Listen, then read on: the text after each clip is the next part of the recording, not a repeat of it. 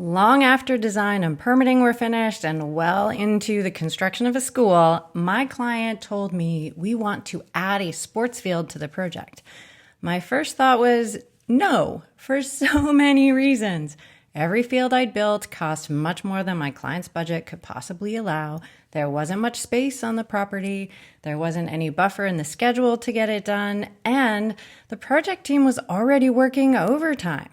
I didn't actually say no, though. My response instead followed a helpful 3-step script for when I want to say no. First, I asked for a description of what they imagined as the final product.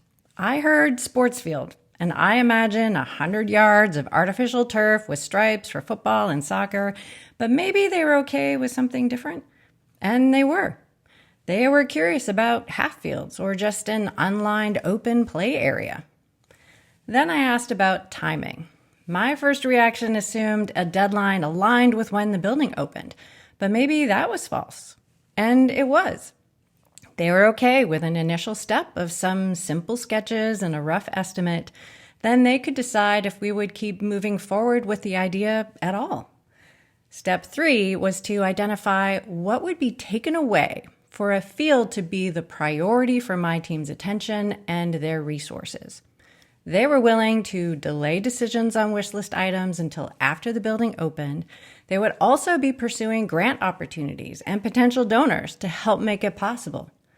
I went from initially wanting to blurt out, "No, I can't do that," to feeling motivated and saying, "Yes, I can do a simple version of that with an interim check-in and additional support." They now have a mini soccer field. When you're asked to do something, or you yourself are about to put it on your own extensive to-do list, pause and ask follow-up questions. What does the final outcome look like? Or, as Brene Brown asks, paint done for me. What is a first check-in point? And what can I take my attention away from to do this? Give this effective 3-step script a few tries this week. And notice the ways that an initial request can change, or even in some cases, be withdrawn. I'm Ann Drummie, a leadership coach. I hope this tip helps you get moving in your career.